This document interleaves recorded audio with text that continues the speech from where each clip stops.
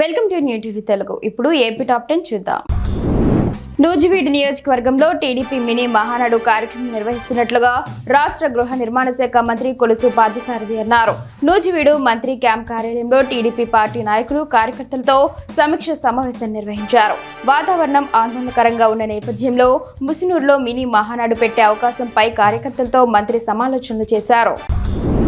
Minor బాలికను పెళ్లి చేసుకున్నాడని ఆమె తల్లిదండ్రుల ఫిర్యాదు మేరకు కడప రామరాజుపల్లికి చెందిన విజయ్పై నిబంధనల మేరకు చర్యలు తీసుకున్నామని కడప తాలూకా సీఐ రెడ్డప్ప అన్నారు.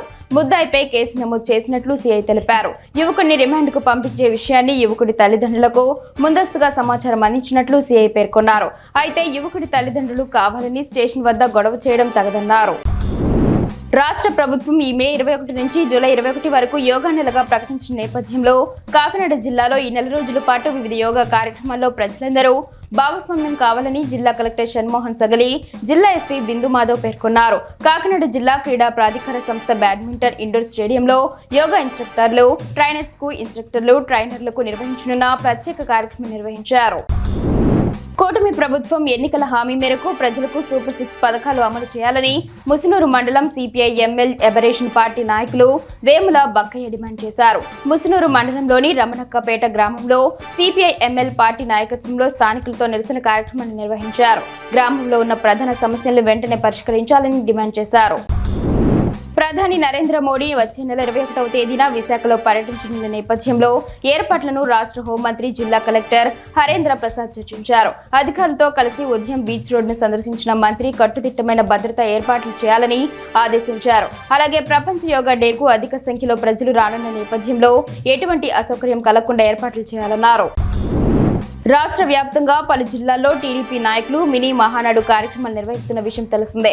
ఈ నేపథ్యంలో విశాఖలో మినీ మహానాడు నిర్వహించారు. ఈ కార్యక్రమానికి టీడీపీ కీలక నేతలు పాల్గొన్నారు. అయితే ఎమ్మెల్యే గంటా శ్రీనివాసరావు కుమారుడు రవితేజ మాట్లాడుతూ జోహార్ ఎన్టీఆర్, జోహార్ సీఎం సార్, జోహార్ లోకేష్ అన్నయ్య అంటూ నోరు జారారు. దీంతో అక్కడ ఉన్నవారంతా షాక్ అయ్యారు. ఈ వీడియో వైరల్ అవుతోంది.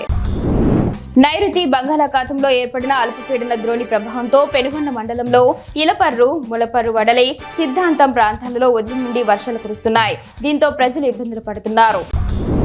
కార్మికుల సంక్షేమం కోసం ప్రభుత్వంతో అందజేసే ఈ శ్రమ్ కార్డులను ఉపాధి కూలీలు సద్వినియోగం చేసుకోవాలని కార్మిక శాఖ జాయింట్ కమిషనర్ బాలునాయక్ సూచించారు. కోడుమూరు మండలంలోని అమడగుంట్ల గ్రామంలో joint commissioner, deputy commissioner, assistant జిల్లా లేబర్ ఆఫీసర్ పర్యటించి కూలీలకు ఈ శ్రమ్ కార్డులపై అవగాహన కల్పించారు. ఉచిత ప్రమాద బీమా అందించడానికి ఈ కార్డులు అవసరమని చెప్పారు. పాలకొల్లు పట్టణం ఎడ్ల బజార్లో కొలువై ఉన్న శ్రీ పంచముఖ ఆంజనేయ స్వామివారి దేవస్థానంలో హనుమాన్ జయంతి ఉత్సవాలు ఘనంగా ప్రారంభమయ్యాయి. ఆలయ ప్రధాన అర్చకులు రమణ గురుస్వామి ఆధ్వర్యంలో గోత్రనామార్చనలతో ప్రత్యేక పూజలు నిర్వహించారు.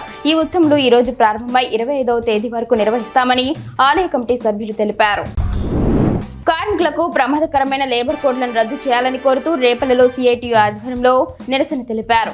దేశవ్యాప్తంగా లేబర్ కోడ్లను రద్దు చేయాలని కోరుతూ నిరసన కార్యక్రమాన్ని ఉద్దేశించి సిఐటియు బాపట్ల జిల్లా అధ్యక్షుడు మణిలాల్ మాట్లాడారు. కేంద్రంలో మోడీ ప్రభుత్వం కార్మికులను బానిసలుగా మార్చడం కోసం ప్రమాదకరమైన 4 లేబర్ కోడ్లను అమలు చేయడానికి ప్రయత్నిస్తుందన్నారు.